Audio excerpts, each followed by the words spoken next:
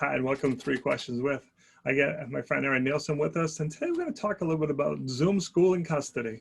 Hey, Erin, welcome to the show. Good morning, Kevin. Thanks for having me. So, Erin, I'm guessing in law school you didn't think about Zoom University. So now one of the things I'm hearing my friends have a concern about is they have joint custody. And they're like, well, I'm afraid when they go to the other parent, they're not going to be strict about making them do their classwork, and I'm going to end up having to do it all. What do I do if the other parent just like, I don't have time or desire to help them with Zoom classes? Now what? Yeah, we didn't think about this in law school. And there are a whole host of issues that are coming up now related to choices around hybrid and remote learning. And one of the things that people need to keep in mind is that custody arrangements are always subject to modification. So if you have a custody arrangement, for example, a shared custody arrangement, but one of the parents in a 50-50 arrangement either can't help with schoolwork because they have to work and they're just not home, or they don't have the willingness or the desire to help with schoolwork, that opens the door for a possible change in custody.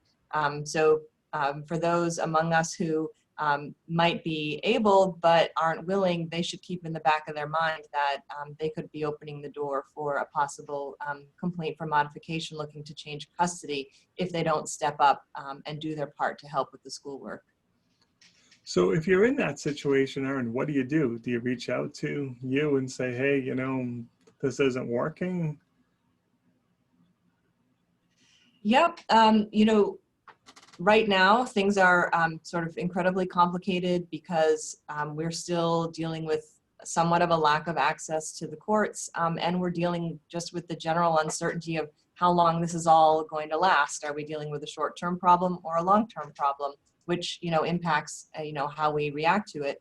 But for sure, reach out to me or to your attorney for some guidance on your specific situation. Everybody's situation is very nuanced. And so talking to somebody who can really talk to you about the details of your particular situation will be helpful. There are definitely still avenues open for either going to court if you need to go to court, or pursuing mediation, or some other means of coming up with an agreement between the parties, and certainly happy to work with people to do so. So, Erin, how do people reach out to you? How can they learn more? So people can get some general information from me on my website, massfamilylawmatters.com. They can reach me by phone at Wilchins Cosentino Novins, 781-235-5500. Erin, I really appreciate you taking a few minutes to jump on the show with us. And as always, thanks for being my friend. Thanks, Kevin. Thanks for having me.